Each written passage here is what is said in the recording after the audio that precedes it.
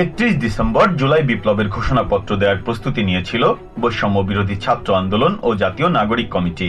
বিষয়টি নিয়ে রাজনৈতিক অঙ্গনে উত্তাপের মধ্যে সোমবার অন্তর্বর্তী সরকারের প্রেস সচিব শফিকুল আলম জানান, জাতীয় ঐক্যমত্যের ভিত্তিতে জুলাই গণঅভ্যুত্থানের ঘোষণাপত্র জারি করবে অন্তর্বর্তী সরকার।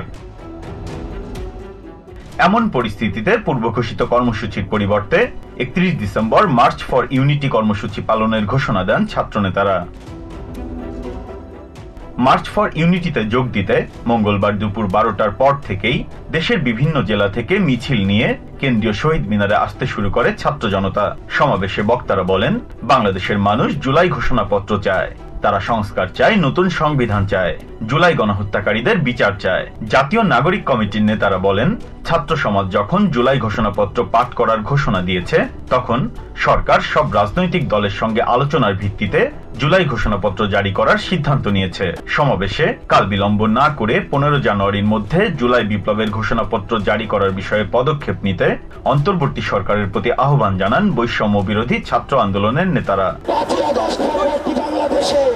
আমাদের আর কোনো শত্রু নাই, আমাদের একমাত্র শত্রু এই আওয়ামী লীগ। এ সময় জুলাই গণঅভ্যুত্থানে আহতদের উন্নত চিকিৎসা নিশ্চিত করতে অন্তর্বর্তী সরকারের প্রতি আহ্বান জানান ছাত্রনেতারা। বিপ্রজিৎ চন্দ্র, টিভিএন 24, ঢাকা।